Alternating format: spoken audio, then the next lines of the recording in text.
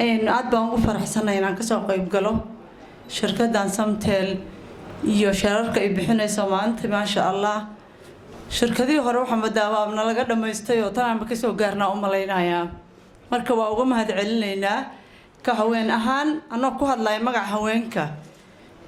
shirkaddan waxaan dhihi karnaa waa shirkadda haweenka mar walbana haweenku cid la jirto un baa guuleysatay waa ogtihiino hadda ka horba waxay ugu casumeen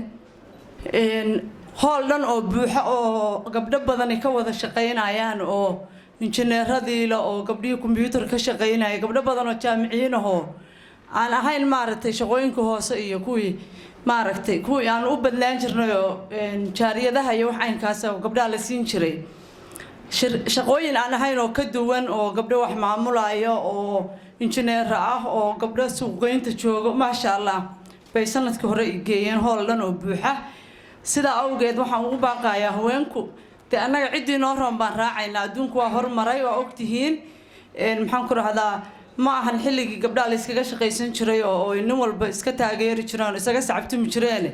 hadda waa xisaabtanay oo gabdhuhu waa ilbixeen marka waxa la idinka rabaa inaad Samtel inaad taageertaan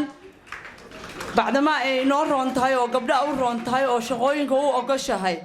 anaga waxa way ninkan raacnaa guuleysanay hadduu madaxweyne yahay hadduu wasiir yahay iyo hadduu shirkad yahay haweenku marka xoogooda waa inaa ka faa'iideysataan Samtel iyagana waxaan leeyahay ka faa'iideysta gabdhahana waxaan ugu baaqayaa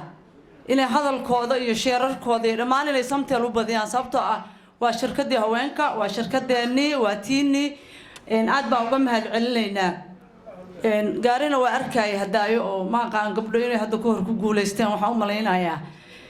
gaarigan inaan ku guuleysan doonaan u maleynayaa insha Allah gabdhuhu ku guuleysan doonaan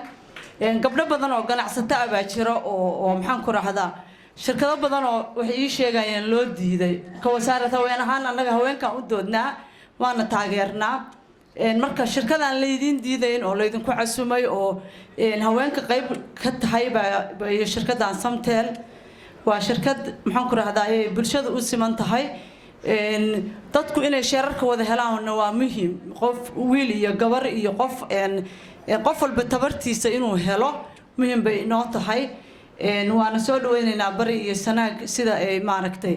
iyo karkaar inta badan saan isugu xiranahay oo la isugu kaayo goboladayada la isugu daro